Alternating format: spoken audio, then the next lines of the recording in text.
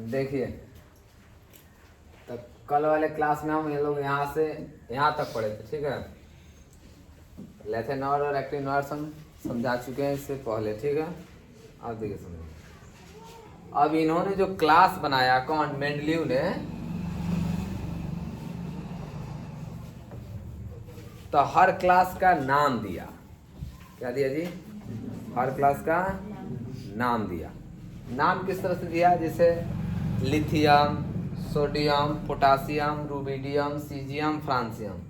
कहाँ है सर? तो खूब ध्यान से समझिए। Lithium, sodium, potassium, rubidium, caesium, francium. समझ में आ रहा है?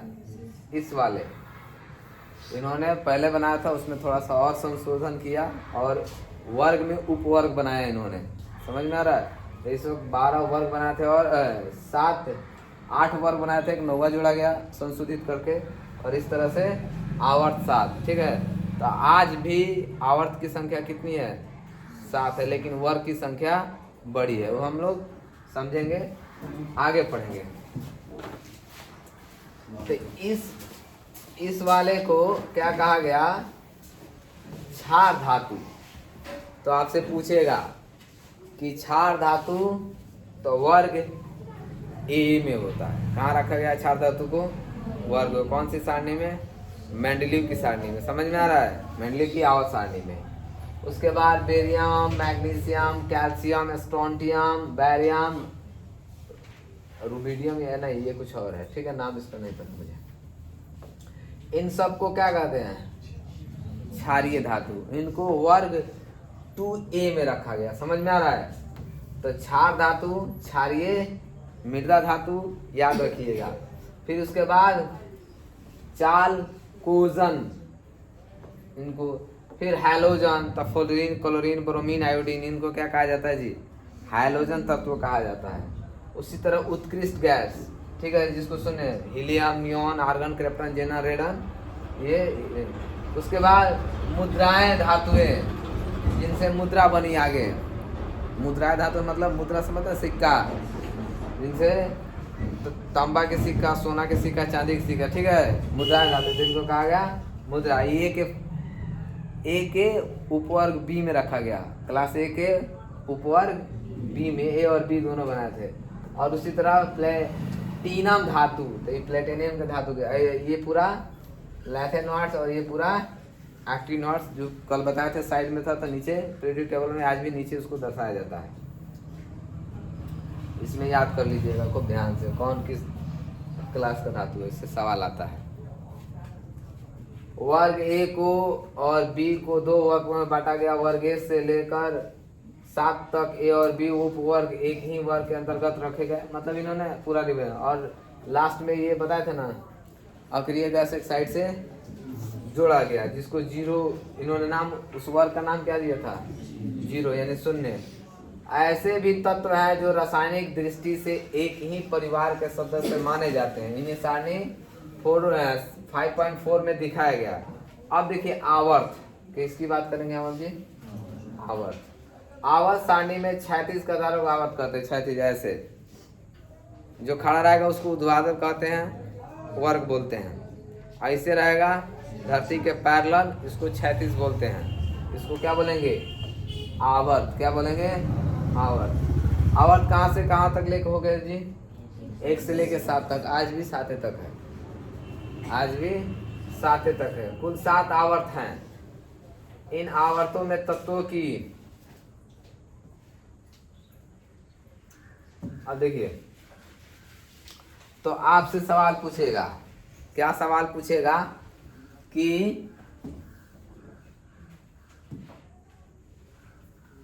पहला आवर्त में कितने तत्व हैं?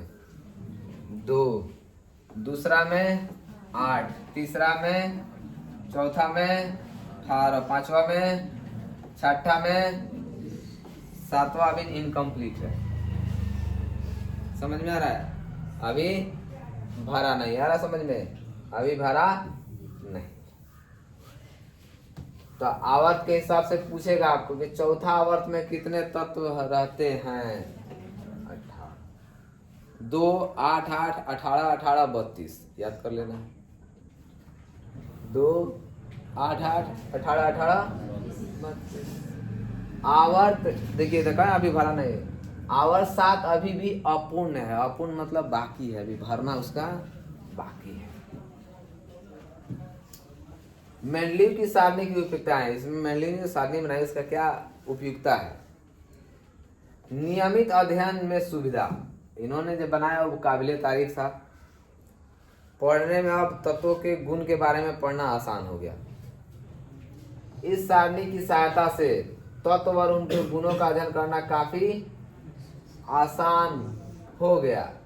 किसी वर्ग के किसी एक विशिष्ट तत्व उसके यौगिक के गुणों की जानकारी हो जाने पर उस वर्ग के अन्य तत्वों और उनके यौगिक के गुण की काफी हद तक पूर्ण अनुमान लगाया जा सकता है।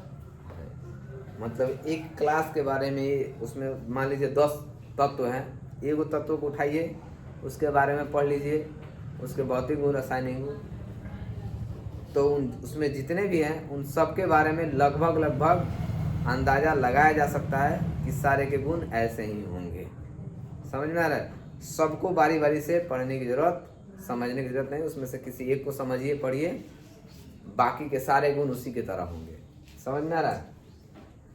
उदाहरण के लिए वर्ग ए के सोडियम का अध्ययन कर लेने से ही उस वर्ग के अन्य तत्वों की गुणों की जानकारी होगी। सोडियम ए है, क्लास ए, फर्स्ट टाइम में सोडियम रखा गया, तो सोडियम में जितने भी उस क्लास में जितने भी, उसमें सोडियम भी है, लिथियम भी है, पोटेशियम भी है, रुबिडियम भी है, सीजियम, फ्रांसियम है।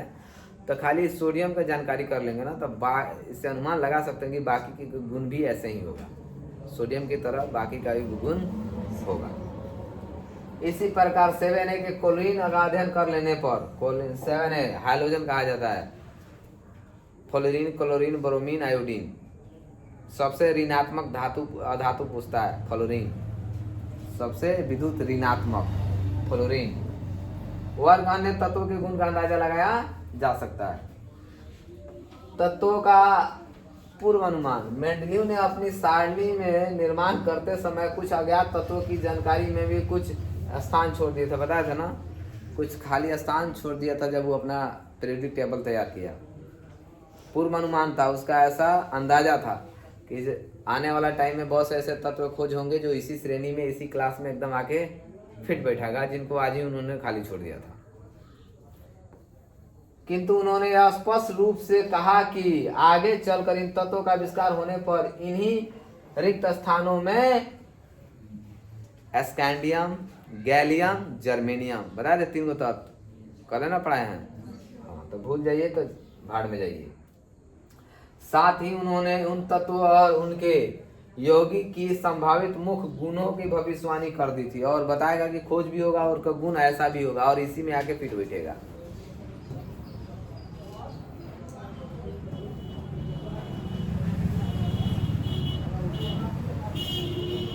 इस बात की पुष्टि हो जाती है कि प्रारंभ में नाम एका बोरोन जो खोज हुआ था, जिसका नाम जर्मेनियम, गैलियम रहा है, स्कैंडियम है, उसको क्या कहते, एका बोरोन, एका सिलिकॉन और एका एल्यूमिनियम रखे गए। बाद में खोज हुआ तो, जिनका नाम उन्होंने पहले ही भविष्यवाणी की थी।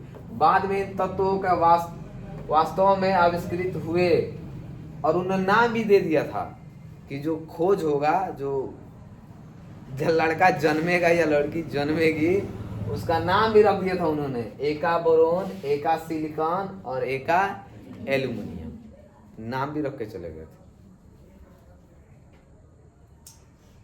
और अब इसके इनके बाद में क्रमशः जब खोज हुआ तो उसका नाम क्या पड़ा है, स्कैंडियम। क्या हो गया जी, स्कैंडियम, जर्मेनियम और गैलियम पड़े। तो अब पूछेगा कि स्कैंडियम का मेंडली के अनुसार नाम क्या था, तो एका बोरोन। जर्मेनियम का नाम क्या था, एका सिलिकॉन। और गैलियम का नाम क्या था, एका एल्यूमिनियम। समझ में आ रहा है? तो अब तत्वों में मेंडलीव द्वारा रिक्त स्थान छोड़े गए स्थान में ही रखा गया, जो उन्होंने खाली स्थान छोड़ा था उसी में इन तत्वों को जो खोज हुआ रखा गया। और फिर सारणी में आसपास है कि गैलियम और जर्मेनियम के गुण मेंडलीव पूर्वानुमान गुणों के अनुरूप ही पाए गए। यह मेंडलिन की दूरदर्शिता का परिचायक है, यानी दूरदर्शिता, दूरदृष्टि, न समझे, भविष्यवाणी को बता कि पहले ही क्या मतलब दिमाग रहा होगा, कैसे कैसे लोग गुजरे हैं हमारे संसार से, या कल क्या होगा आज बता के जा रहे हैं। साइंस इतना बड़ा कमाल है। उसके बाद परमाणु द्रव्यमान में सुधार। मेंडलीव के समय में कुछ तत्व के परमाणु द्रव्यमान गलत निकाले गए थे, किंतु मेंडलीव ने अपनी आवाज सारणी में उनके अन्य गुण को अध्ययन में रखकर उन्हें उचित स्थान पर रखा। द्रव्यमान भले गलत निकला था, लेकिन उसका जो स्थान दिया, उनको गुण को देख के उचित स्थान दिया, सही है। बाद में इसी आवाज सारणी के आधार पर उन तत्वों को ठीक ठीक परमाणु द्रव्यमान में ज्ञात किए गए। उदाहरण के लिए बेरिलियम को सही द्रव्यमान इसका नहीं निकल पाया था, इंडियम का नहीं निकल पाया था, और गोल्ड का द्रव्यमान सही से नहीं निकल पाया था। 3 है, याद रखिएगा। तो पूछेगा किसका किसका सही नहीं निकला था।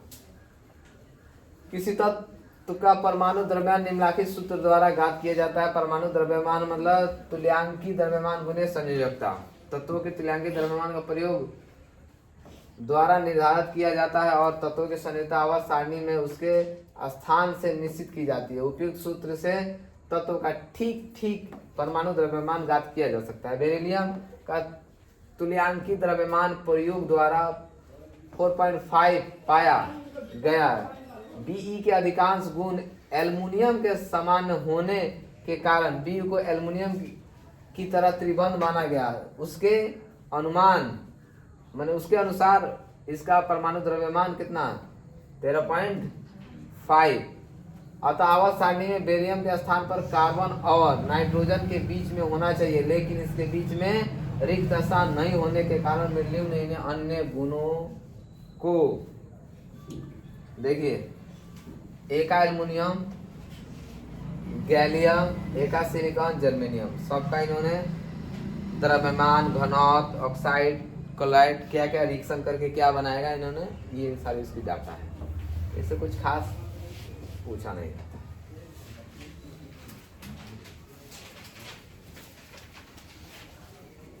ध्यान में रखकर उसका स्थान सेकेंड वर्ग ए में रखा। इस आधार पर किनकी संयोजकता 2 है। अतः बेरियम के साथ बेरियम का परमाणु द्रव्यमान इतना 9 होगा। बाद में प्रयोग द्वारा भी बी का परमाणु 9 होगा।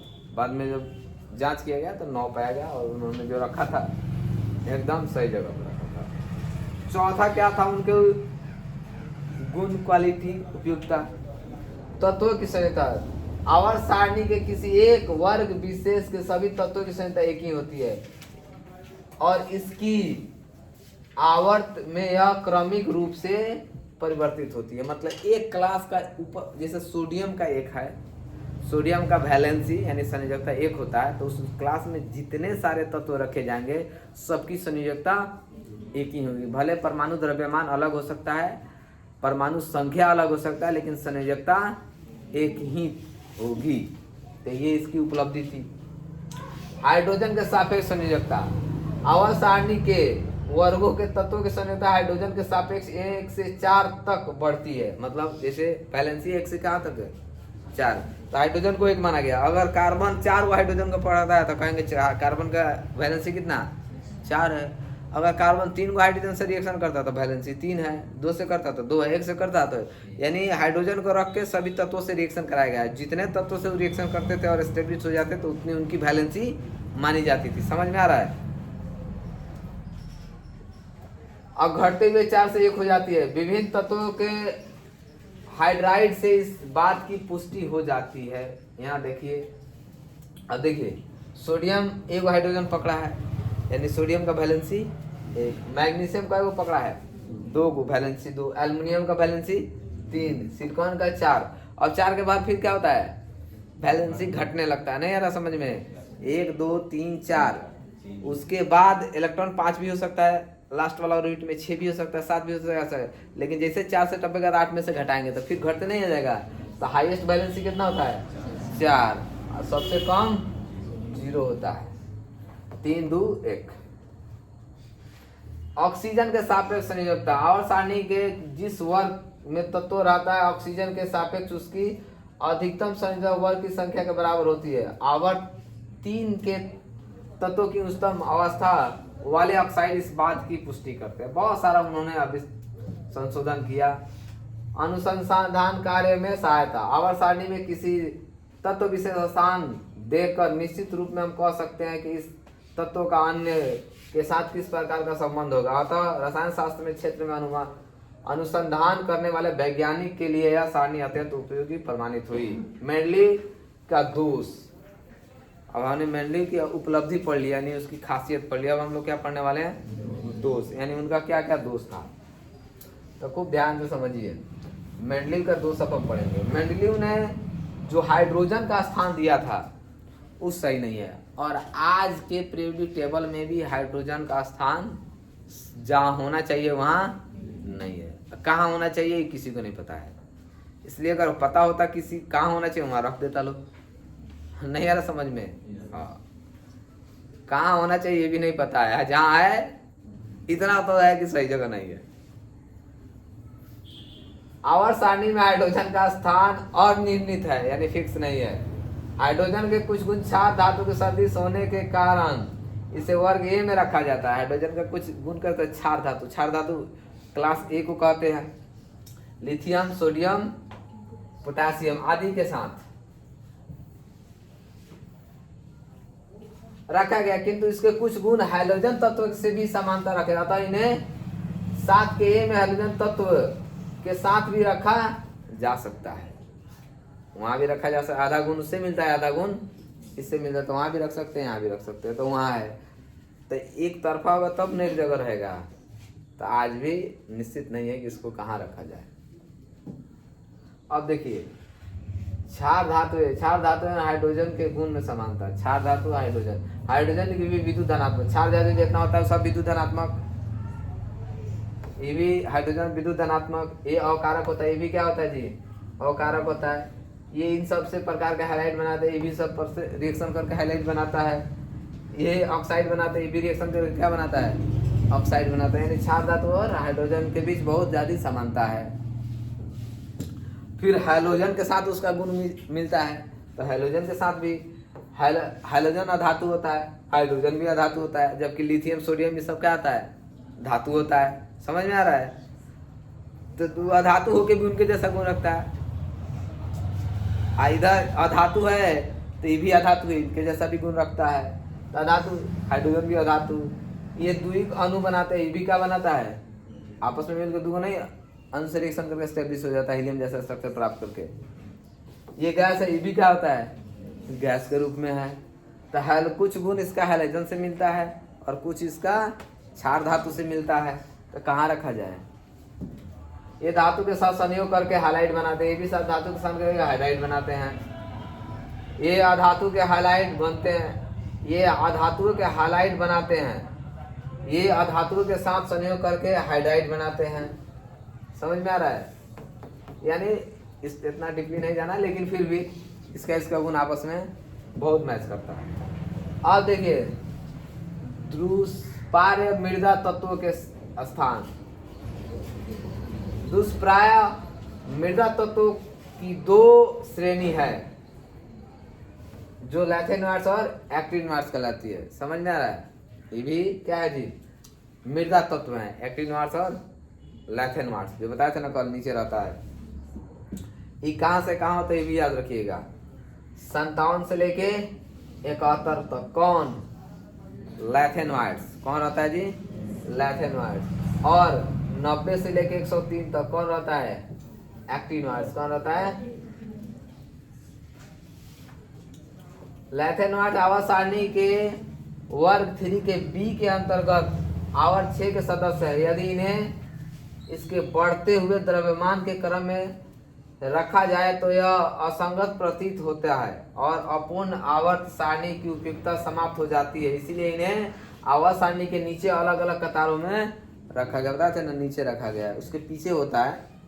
समझ रहे? उसके पीछे जैसे धागा को पीछे सूत खींचेंगे तो पीछे साइड ऐसे करेंगे तो यही ना दिखेगा, यहाँ दिखेगा, ये थोड़ा दिख रहा है। इसको निकाल के नीचे सजा दिया गया कतारों में। इसी प्रकार एक्टिनोइड्स भी आवर्त सारणी के वर्ग 3a आवर्त 7 के सदस्य आवर्त सारणी के नीचे अलग कतारों में रखा गया है।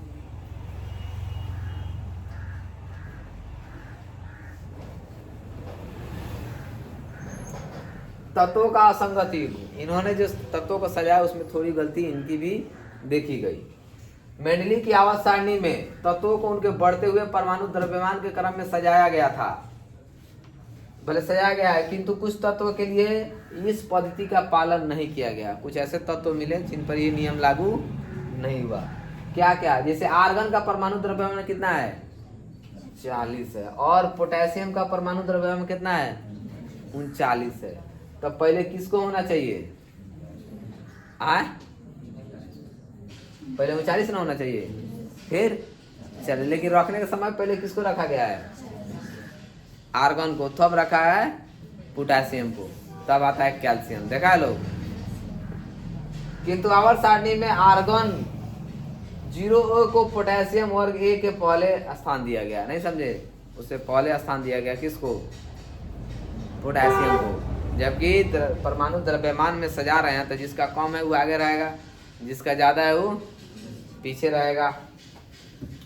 उसी तरह कोबाल्ट और निकेल के स्थान पर भी उचित क्रम में नहीं है। कोबाल्ट का परमाणु द्रव्य 58.9 और निकेल का है 58.6। तो 58.6 आगे रहना चाहिए, 58.9 पीछे रहना चाहिए, लेकिन यहाँ उल्टा हुआ है। टेल्यूरियम परमाणु द्रव्य 127.6 और इसका 26, इसका भी उल्टा हो गया। बहुत सारे तत्व जो पाए गए परमाणु द्रव्य में सही क्रम में नहीं सजाया गया, तो कुछ ऐसे उनका फॉल्ट निकला, गलती निकली। जैसे आप यहाँ देख सकते हैं, देखिए परमाणु संख्या 40 है, 39 है, तो इसको यहाँ होना चाहिए, इसको यहाँ होना चाहिए। नहीं यार समझ में? 59 है तो 58 है। बढ़ते क्रम में सजाएंगे तो पहले कम आएगा फिर ज्यादा आएगा, तो ये इनकी गलती देखी गई। कुछ तत्वों को अलग अलग एवं कुछ असमान तत्वों को एक साथ रखा गया। कुछ को अलग अलग, एक जैसा गुण है तो उनको अलग अलग गुण आता है एक जगह, तो इनकी गलती पाई गई। आप देख सकते हैं इसमें। इसके विपरीत समान गुण वाले तत्वों का आवर्त सारणी में एक ही वर्ग में स्थान दे दिया गया। असमान गुण, कुछ ऐसे तत्व थे जिनका गुण आपस में मिल नहीं पाता था, लेकिन उनको एक एक वर्ग में रख दिया गया। उदाहरण के लिए कॉपर और सिल्वर और गोल्ड, इन गुण क्षार धातु के गुण में काफी भिन्न होने के बावजूद भी इन्हें क्षार धातु के वर्ग फर्स्ट ए में रखा गया।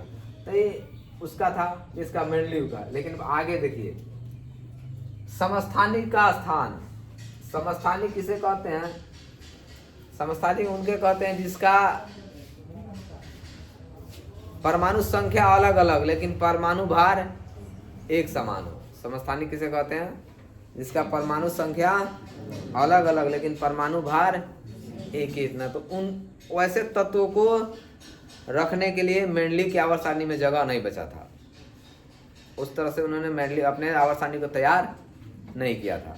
जैसे मान लीजिए कैल्शियम का भी 40 होता है और आर्गन का भी 40 होता है, तो 40-40 रखेंगे कहाँ? जबकि दोनों के गुण में बहुत भिन्नता है। कैल्शियम रिएक्टिव होता है और आर्गन नॉन रिएक्टिव होता है। वो अक्रिय गैस में माना जाता है, ये धातु है। आ रहा समझ में? दोनों का वजन एक इतना है। तो ऐसे तत्वों की उन्होंने कोई खास जगह नहीं बनाई थी, ये उनका दोष था। 8वें वर्ग में 3 तत्वों के एक साथ रखकर 8वें तत्व देखिए, ये और ये आयरन कोबाल्ट निकेल एक साथ रख के इन्होंने गलती किया। कौन से तत्व में? 8वें तत्व में। कहाँ? आप जब इसका देखिए जाइएगा तो देखिए इनका आवर्त सारणी है कहाँ? यहाँ है, दिख रहा है? 8वां है आयरन कोबाल्ट निकेल। सब में एक और रखे थे, इसमें क्या रख दिए? 3 रख दिए। तो थोड़ी सी समस्या थी जो ये सुलझा नहीं पाया। मेंडली की आवर्त त्रुटियां ध्यान में रखकर इस क्षेत्र में कार्यरत वैज्ञानिक इस निष्कर्ष पर पहुंचे कि तत्वों का वर्गीकरण का आधार परमाणु द्रव्य में नहीं हो सकता है। और साइंटिस्टों ने सोच विचार किया, गहन अध्ययन किया और ये बात बोले कि मेंडलीव जो आवर्त सारणी वो अपने सजाया है वो परमाणु द्रव्यमान के क्रम में अगर हम लोग भी सजाएं तो वैसे ही गलती करेंगे जैसे मेंडलीव ने किया है। तो उन्होंने कहा कि परमाणु तत्वों को उनके परमाणु द्रव्यमान के क्रम में नहीं सजा सकते हैं। किस क्रम में सजाएंगे फिर? अब बात आया परमाणु संख्या के आधार पर। परमाणु आपको जब याद कराया जाता है तो दो चीजें, एक परमाणु संख्या, एक परमाणु द्रव्यमान। तो इससे पहले जितने तत्वों को सेट किया गया है सब परमाणु द्रव्यमान के आधार पे। अब हम लोग यहाँ से चेंज हुआ कि अब तत्वों को किस आधार पर सजाएंगे? परमाणु संख्या के आधार में। त्रिक नियम डोबेनर परमाणु द्रव्यमान में सजाया। न्यूलैंड का स्टॉक नियम परमाणु द्रव्यमान में सजाया। मेंडली की आवर्त सारणी परमाणु द्रव्यमान में सजाया। अब जाके आगे देखिए, इसलिए आधार पर द्रव्यमान में नहीं सजा सकते। तत्वों में अवश्य कोई ऐसा गुण है जो तत्वों की वर्गीकरण का आधार बन सकता है। खोज जारी कहा कि परमाणु द्रव्यमान तो सही है लेकिन पता नहीं क्या है, लेकिन कोई ऐसा गुण है, कोई ऐसा चीज है, उसके आधार पर अगर सजाया जाए तो तत्व एकदम फिट बैठेंगे। वो आगे पता चला परमाणु संख्या के आधार पर सजाया जा सकता है। समझ में आ रहा है? तो हेनरी मोसले आगे साइंटिस्ट आए। कौन? हेनरी मोसले। इन्होंने आधुनिक आवर्त सारणी दिया। देखिए यहाँ देखा जाए 1913 में मोसले ने बताया कि कैथोड किरण इलेक्ट्रॉन से किसी तत्व पर प्रहार कराने पर एक नई प्रकार की किरण निकलती है जिन्हें एक्सरे किरण कहा जाता है। जिस तत्व का कैथोड किरण प्रकार करती है जिन्हें एंटी कैथोड कहते हैं। मोसले ने अनेक तत्वों को एंटी कैथोड के रूप में इस्तेमाल किया कि इस तत्व की प्रकृति के अनुसार विभिन्न कंपनावृत्त वाली एक्स किरणें निकलती है। जिन्होंने यह बताया कि यदि एक्स किरण कमाल का बात इधर बोलेगा तत्व के यहाँ देगा परमाणु द्रव्यमान नहीं बल्कि परमाणु संख्या के तत्वों की अधिक मौलिक गुण है। मोसले ने बताया, अपना प्रयोग किया और उन्होंने एक बात बोला। क्या बात बोला? उन्होंने कहा कि परमाणु द्रव्यमान नहीं बल्कि परमाणु संख्या तत्वों का अधिक मौलिक गुण है। यानी तत्वों को परमाणु संख्या के आधार पर सजाएंगे तो फिट बैठेंगे, परमाणु द्रव्यमान के क्रम में सजाएंगे तो फिट नहीं बैठेंगे। ये बात सबसे पहले किसने कहा? मोसले ने कहा। हेनरी मोसले पूरा नाम है, ठीक है। और आधुनिक आवर्त सारणी नील बोर ने बनाया। Henry Mosle, Niels Bohr. समझ में आ रहा है? तो आधुनिक आवर्त सारणी कौन तैयार किया? Niels Bohr. समझ में आ रहा है? और तत्वों को परमाणु द्रव्यमान में नहीं बल्कि परमाणु संख्या के आधार पर सजाना चाहिए। सबसे पहले किसने कहा? मोसले। तो सवाल क्या पूछे एग्जाम में, ध्यान में रखिएगा। थोड़ा सा गलती से खुदा से जुदा होता है। चिता चिंता में ज्यादा फर्क नहीं होता है। चिता लिखो और चिंता लिखो, फर्क होता है ज्यादा का? खाली एगो अनुस्वार का फर्क है। खुदा लिखो और जुदा लिखो, देख लेना। तुम सब उर्दू पढ़ता है, हम तो उतने जानकार नहीं है। ज्यादा का फर्क नहीं, एक बिंदु का फर्क है ना, इसीलिए तो समझ के फर्क है। तो ध्यान से समझिए कि सवाल क्या पूछ रहा है, तो समझ में आना चाहिए। तत्वों के भौतिक एवं रासायनिक गुण उनकी परमाणु संख्या के आवर्त फलन होते हैं। ये किसने कहा? तत्वों का गुण उनके परमाणु द्रव्यमान के आवर्त फलन होते हैं। ये बात कौन कहा था? मेंडलीव। तत्वों का परमाणु संख्या उनके गुणों का परमाणु भौतिक रासायनिक गुण का आवर्त फलन होता है। ये बात कौन कहा था? हेनरी मोसले। आवर्त फलन मतलब तत्वों को परमाणु संख्या के आधार पर सजाए जाएं तो एकदम कुछ संख्या के बाद वो फिर से रिपीट करेंगे, द्रव्यमान में नहीं। तब मेंडलीव, ऐसा नहीं कि मेंडलीव ने जो खोज किया पूरा व्यर्थ चला गया, नहीं, बस उतने को क्या किया गया, अगर उसने ही परमाणु द्रव्यमान की छोड़ के परमाणु संख्या पर सजा दिया जाता ना तो उसका सक्सेसफुल होता। बस थोड़ी गलती, उन्होंने पूरा कुछ देखा लेकिन परमाणु द्रव्यमान और परमाणु संख्या में एक बार ना होता है, इस पे ट्राई किया, इस पे भी ट्राई करके देख लेते। बस इन्होंने उतना छूट गया, माइनर मिस्टेक था। अब बहुत भारी पड़ा। आ रहा समझ में? छोटी छोटी गलती बहुत बड़ा इफेक्ट डालती है। तत्वों के परमाणु द्रव्यमान का स्थान पर उनकी परमाणु संख्या के आवर्त सारणी के आधार पर मान लेने पर मेंडली की आवर्त सारणी अधिकांश त्रुटि स्पष्ट समाप्त हो जाती है। मतलब उसमें जितनी भी गलतियां थी मेंडली की आवर्त सारणी में, उस सारा क्या हो गई? समाप्त हो गए। खाली कथी में, किस क्रम में सजा देने पर? परमाणु संख्या के क्रम में सजा देने। अब ये है प्रेडिक्टेबल।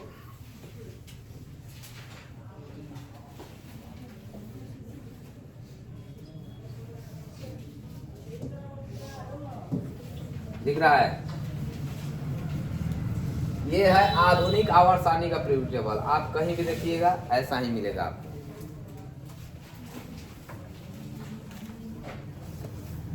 इसको देखिए और इसको देखिए, साइज में छोटा है, बाकी सेम टू सेम। कलर में डिफरेंट है, बाकी सेम टू सेम।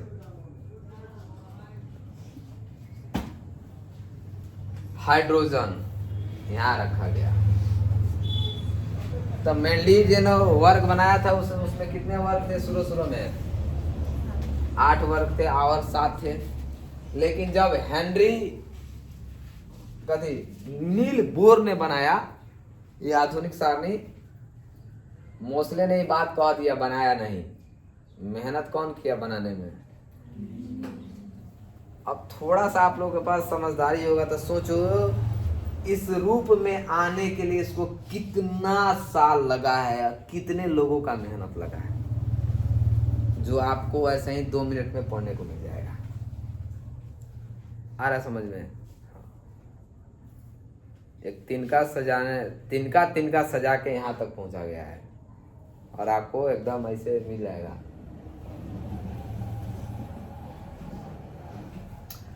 तो यहाँ देखिए, इसमें अब ये जो दिख रहा है ना, मजा अब आएगा। इतना तो टेलर था, फिल्म अब चालू होने वाला। ये हाइड्रोजन है। अब खूब इसमें सवाल क्या होता है, देखिए IUPAC ने हम लोग पढ़े हैं, दिखा है। यहाँ से लेके वर्ग कहाँ तक है? यहाँ तक। यानी 1 2 3 4। अब खूब ध्यान से समझो, अगर दिमाग तुम लोग लगाया होगा तो देखो 3A रखा था कौन? मेंडलीव। 4B AB बांटा था है रोमन नंबर में। तो देखो तो क्या रोमन नंबर में दिख रहा है आपको? है 7A तक गया है। तो ऐसा नहीं कि उस खाली बस उस ना कहे, वो खाली इतने गलती किया था कि परमाणु द्रव्यमान में सजा दिया। अगर परमाणु संख्या में सजाता तो इन लोग का कोनो जरूरत नहीं पड़ता, अकेले सारा सलट दिया था वो। नहीं समझे? तो यहां से लेकर यहां तक, तब आज के आवर्त सारणी में कितने वर्ग हैं जी? जो एक वर्ग था A, उसमें उपवर्ग A और B। तो आज के जमाने में उस उपवर्ग को भी एक वर्ग बना दिया गया। नहीं यार समझे? अरे A B समझ रहा, उसमें A लिखा था तो 2 क्लास था, A और B। तो A को भी एक वर्ग बना दिए, B को भी आज के हिसाब से उसको एक वर्ग बना दिए। तो हाइड्रोजन अब एक के सीधे आता है कहाँ? हीलियम। अच्छा 2 से लेके नहीं, यहाँ से कहाँ से 3 से लेके 12 तक के तत्वों को क्या कहा जाता है? संक्रमण तत्व। और आप जानते हैं कि इलेक्ट्रॉन बढ़ता है तो पहले S, फिर P, D, F, 1s2 2s2 2p6 3s2 3p6 3d10 पढ़ाए हैं। अब खूब ध्यान से समझिए। तो है 1 और 2 S ब्लॉक एलिमेंट है, यहाँ देखना दिया है यहाँ से यहाँ तक P ब्लॉक एलिमेंट है। तो पूछेगा आपसे P ब्लॉक एलिमेंट कहाँ से कहाँ था? तो 13 से लेके 18। S ब्लॉक एलिमेंट है 3 से लेके 12 तक कौन? B block. अब B ब्लॉक को क्या कहा जाता है? संक्रमण तत्व। P ब्लॉक को क्या कहा जाता है? अधातु। और S ब्लॉक को नाम था। समझ में आ रहा है? और सर तो S हो गया, P हो गया, D। सर एक FO लिखाए थे सर, वो पता नहीं है। ये है लिखा है ना, S ब्लॉक एलिमेंट यहाँ लिखा है।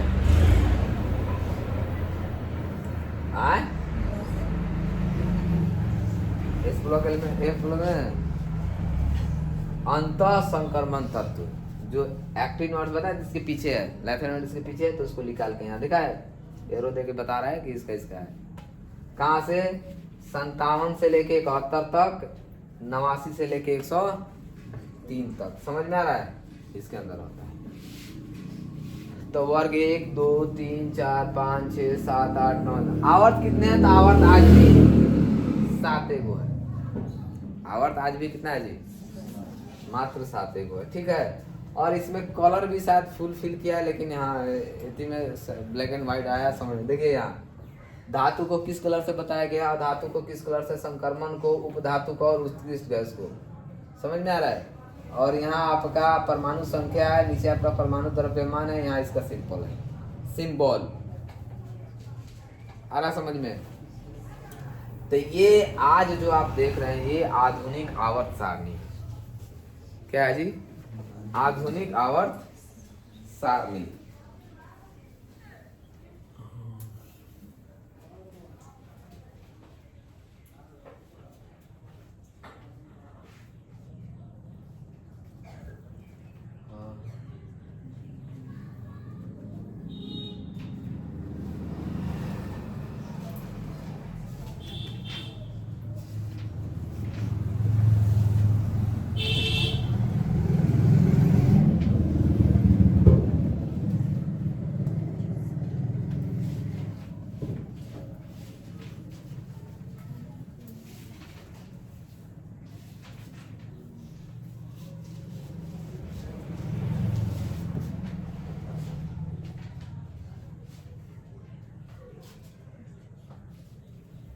दिख रहा है। तो देखिए कलर दिया गया है, यहाँ के का किए जी गायब कर दिया था, इसको देखा दिख रहा है। हाइड्रोजन का अलग कलर है, इन लोग का अलग कलर है, इनमें भी थोड़ा सा चेंज दिया है। और हर कलर का कुछ ना कुछ संकेत है। इसका कलर देखिए किससे मिल रहा है, इससे मिल रहा है, यानी यह धातु का कलर है।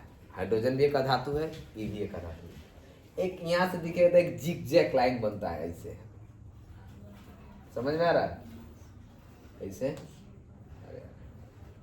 अरे देखिए एक जैसा है, तो ये सारे गैस में, और इनका सब कलर एक जैसा है, यानी सबका गुण एक जैसा होगा। इनका कलर ऐसा है, इनका गुण इसके जैसा होगा। अब सर लाल कलर से लिखा गया कहीं कहीं, और खूब देर से सर ब्लू कलर से लिखा गया है। यहाँ भी ब्लू कलर है, यहाँ भी है। क्लोरीन, नाइट्रोजन, ऑक्सीजन, क्लोरीन, तो हर कलर का मकसद है। अभी 10 क्लास में कितना जानकारी लीजिएगा। हाँ ये मजेदार है।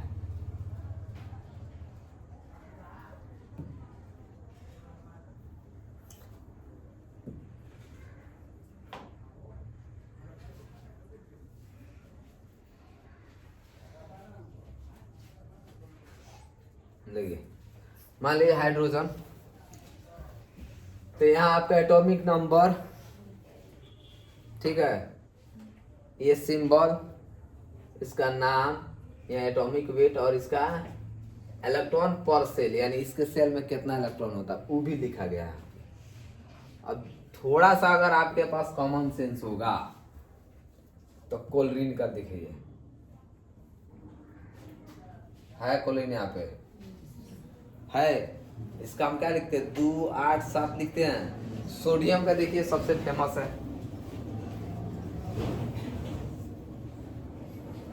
2 8 1 लिखते हैं, यानी ये बहुत जो भी तैयार किया है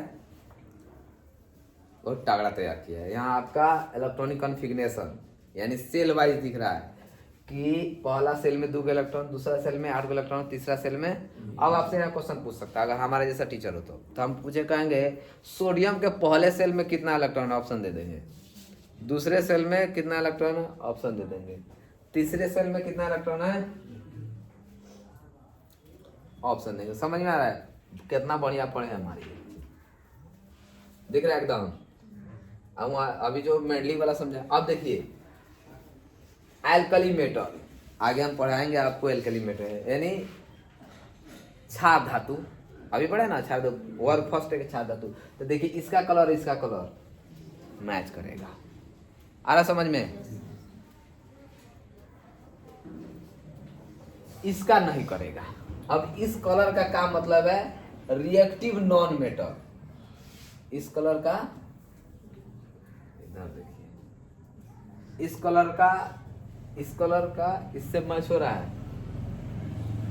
हीलियम से। तो हीलियम, नियॉन, आर्गन, क्रिप्टन, जेनरेट बताया था ना, किसी से रिएक्शन नहीं करे।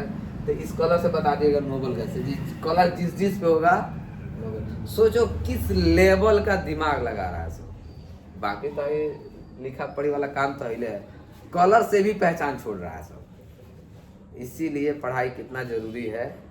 अगर पढ़ के जाइएगा तो फील्ड में क्या कर सकते हैं, किसी भी फील्ड में।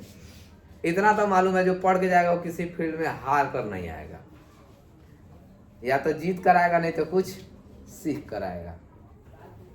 इसीलिए स्टडी जरूरी है। इसका कलर देखिए दे रहा है, अब इसका कलर ढूंढिए कहाँ है, हैदा है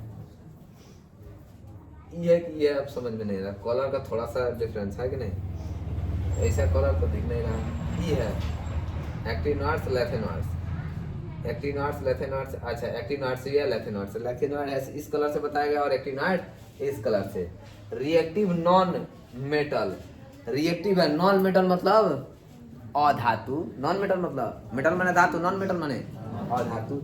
यानी है जितना है, आप नाम याद कीजिए, carbon, nitrogen, oxygen, fluorine, phosphorus, sulphur, chlorine,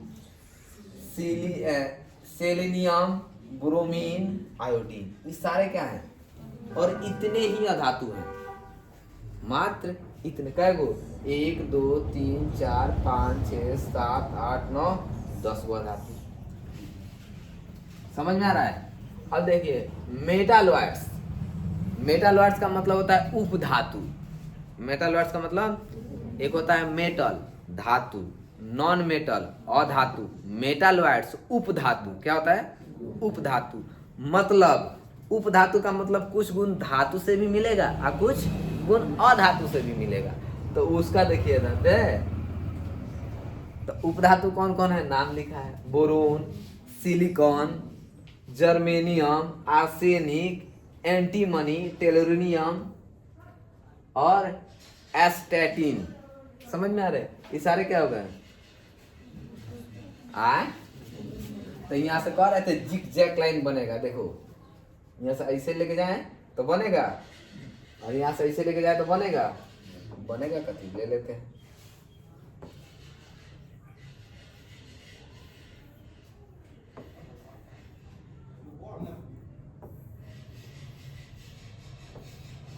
समझ में आ रहा है? तो ये एक लाइन है जो यहाँ से, और देखिए अब यहाँ से किससे, इससे सारे धातु, यहाँ से सारे हाई उपधातु, यहाँ से सारे कौन चीज अधातु। हाई भी सब अधातु है, लेकिन ऐसा धातु है जो किसी से रिएक्शन नहीं करेगा। ऐसा धातु है जो किसी से रिएक्शन नहीं करेगा। आ रहा समझ में? ये भी समझ गए सर। इनका कलर एक जैसा है, तो इनके बारे में इधर पढ़िए, कुछ ना कुछ दे दिया। पोस्ट ट्रांजिशन मेटल, ठीक है। ज्यादा स्टडी 11th 12th में जाइएगा तब पढ़ना है, ठीक है। इसका भी मतलब है सबका, आपका देखिए सबका इलेक्ट्रॉनिक विन्यास नीचे लिखा है। सोचो ना कितना यूजफुल है, इसको डाउनलोड कर लेना तुम सब, ठीक है, अगर मिल जाए तो। समझ में आया? लैथेनॉइड इसका कलर है, एक्टिनॉइड्स इसका कलर है, हाँ एक के जैसा है, मतलब कलर एक के जैसा गुण है। तो वर्ग 18 आवर्त 7, थोड़ा बहुत बताइए दिए किसका क्या है ऐसी रंग। अब रंग का मतलब समझ में आया ना, कुछ तो समझ में आएगा। इसका मेटल है, यानी अननोन प्रॉपर्टी, यानी इनका गुण अभी जितने ब्लैक कलर से दिख रहे हैं इनका गुण अभी पता नहीं चला है, इनका गुण अभी पता नहीं चला है। तो समझ गए? कल हम इसके बाद स्टडी करेंगे। आज के लिए